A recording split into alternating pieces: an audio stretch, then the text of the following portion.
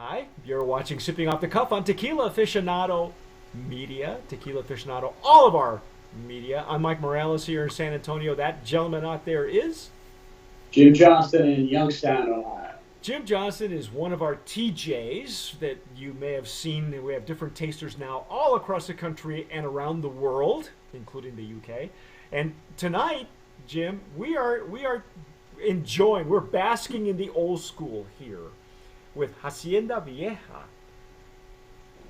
Very This nice bottle.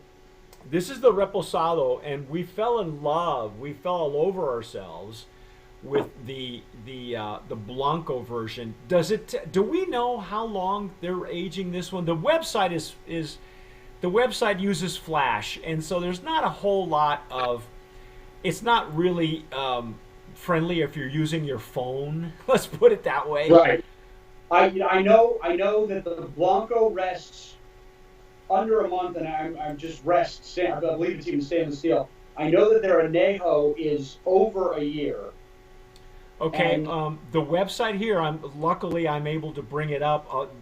It's one of the few times it's actually working for us. It's supposedly the tequila is obtained from distillation and matured in white oak barrels for 3 months before bottling. So this is a 3 month okay, reposado, okay, and I can tell you right now, we mentioned this in the Blanco review that this it comes from the same family, the Bañuelos family, that is famous for making cazadores.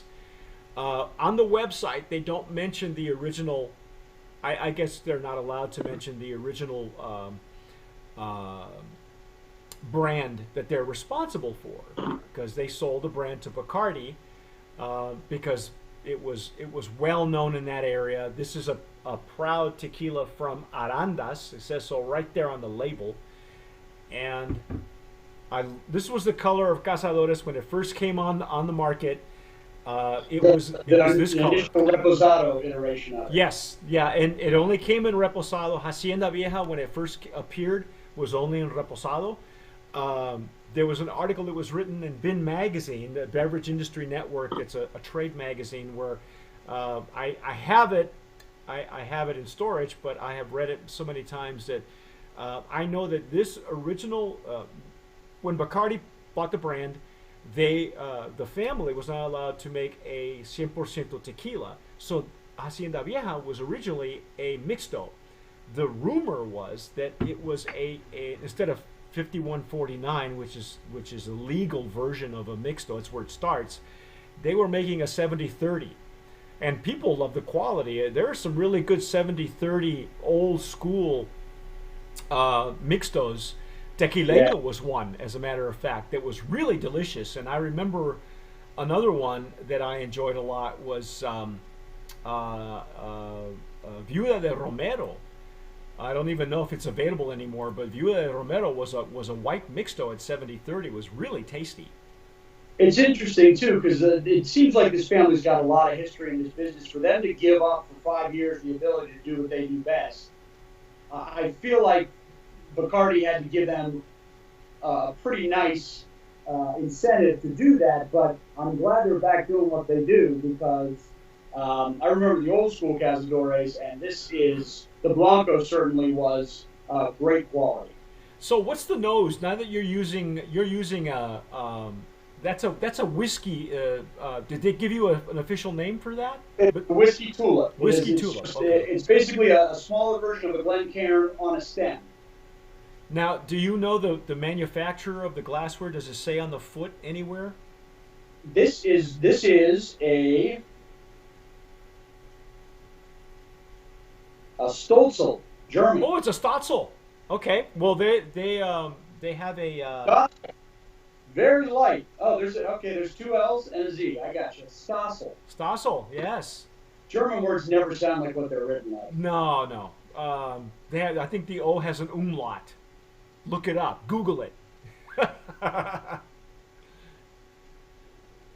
Wow. Same nose. I'm getting the same exact nose that we got in the Blanco. But you know what? I'm getting a little bit of. It's still got that floral and agave nose on it, but it's got a it's almost like it's a spice, a citrus spice, and it reminds me a little bit of my mother used to have an orange stuffed with cloves that sat in a bowl of cinnamon, and it was like a natural. But that's exactly just a very faint smell of citrus with spice on it. With but like it's very mellow. It's very. You have to really you have to really look for it to find it. But you're probably right. It's like a baking spice. Right. It's a beautiful. It's a nice. It's not deep, but it's not a light straw color either. So it's what I remember cazadores used to look like. It's a golden color. Again, beautiful legs and tears, and I'm using a Riedel glass for this version.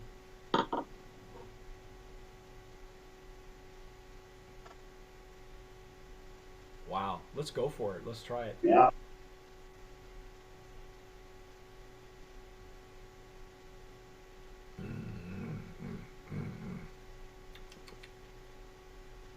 Okay, the wood just enough to mellow it out on the edges, because remember we talked about how that agave punch gets you right at the nose. The Blanco is way up.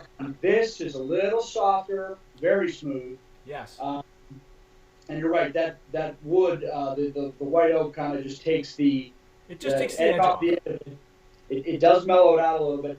It does impart a little bit of deeper spice to it. Just a little bit of the agave is there, but it's not a real forward agave. And the taste lingers on this one a little bit to the back of your mouth. Unlike the Blanco was way up front, it was nice and big up front, and it tasted great. But this kind of lingers for a while and it's really warm on the back. Yeah. To me, the Blanco had a nice medium to long finish. And this one doesn't disappoint either. This one actually has that. Everything is consistent about this, but I think you're right. I think the wood added that little extra layer, just enough to smell that orange and clove, and that's got to be from the barrel. That has to be from the barrel. Yeah. Because there was a little citrus on the Blanco that I think with the wood picks up here, but it's really smooth. Good mouth structure on this. It still has that pepper explosion in the palate.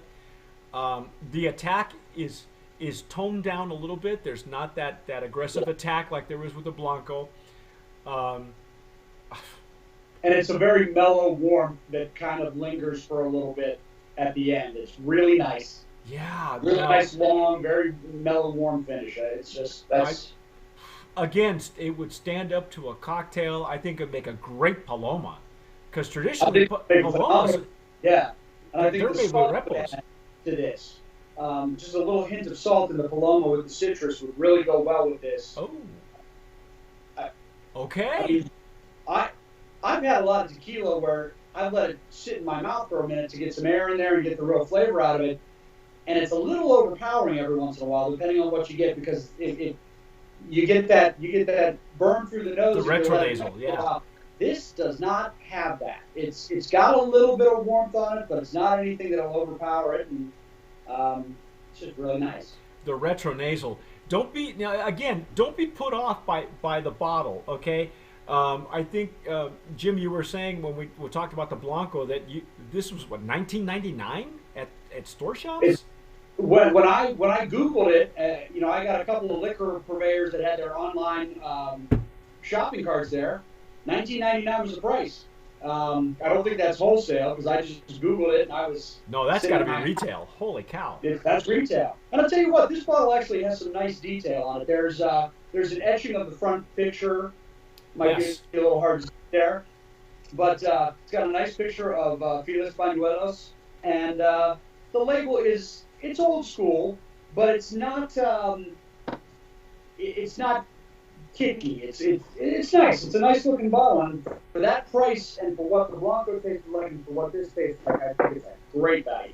Well, the interesting thing is, for those of you who have been to the Highlands, you know that there's this famous restaurant. The name escapes me, but the restaurant only serves tequila from the Highlands, and their shelves are stocked with nothing but Highlands tequilas, from Don Julio to, to this, the El Tesoro and Tapatio and all that.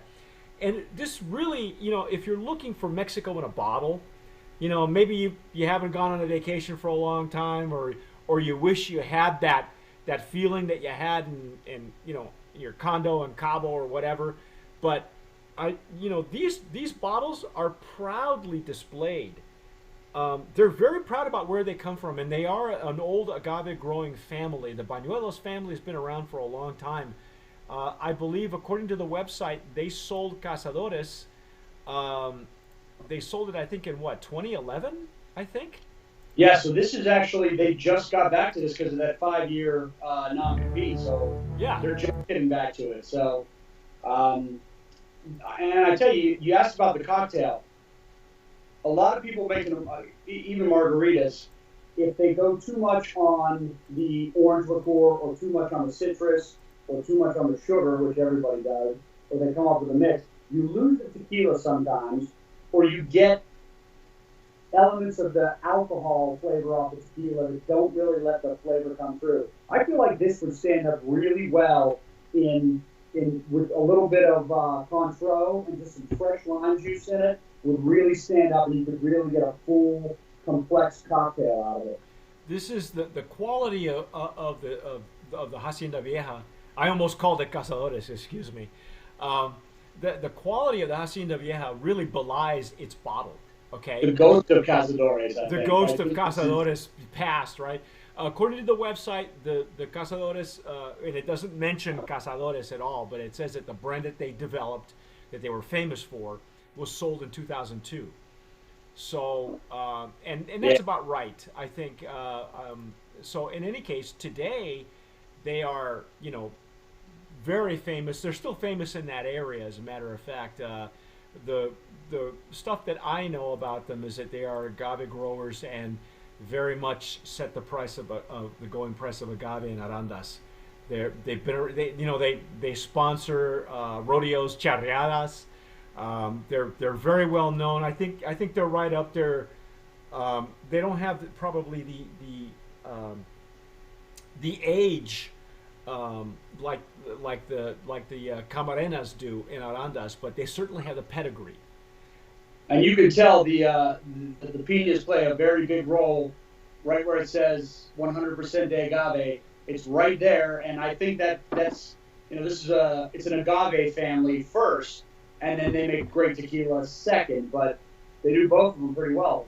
So far, I've won both. Yeah, I am so impressed by, and I'm so glad. Thanks to those guys, to the PR company, and I forget the name, but I will find the name in the next review, for making this happen. I'm so glad that I had a chance to try this finally, because in the time that I lived in Southern California, and even New Mexico where I lived there, these were on the shelves forever, and often overlooked, because all the pretty bottles are on the top. But this is a gem. Don't lose this one. Don't pass it by, because at $20 for this kind of quality, holy cow! Yeah, it's great quality, and this is just a really nice reposado. I think that this is great on its own. I think it'd be great in Paloma would be good, but a really well-made margarita too. It's just nice. Hey, again, I think Brand of Promise nominee in the value category. Legacy value. Actually, we do have a legacy value category, because they fall right in line with a lot of the legacy families out there. The Orandines, the Camarenas. Of course, I don't think there's anything that Camarena does that's a value. It's just all valuable. But I love that that this kind of quality is affordable, approachable, and available to everybody. Yeah, absolutely. So. Congratulations to these folks. Stay with us, folks. We are going to be trying out the Añejo, and I'm anxious to try the Añejo, because I tried the Cazadores Añejo before Bacardi made the entire move and switch, and I wasn't I wasn't sold on the Añejo. I preferred the Reposado and the Blanco. But let's find out. We'll stay with us. You'll be watching. Yeah, you're watching Sipping Off the Cuff on Tequila Aficionado. All of our media. Don't forget, if you're watching us on YouTube, please subscribe down below. And tell us what you think. If you're getting it for a certain price, tell us what you think in the comments. Please write us. Otherwise, like we say here all the time, tomar sabiamente.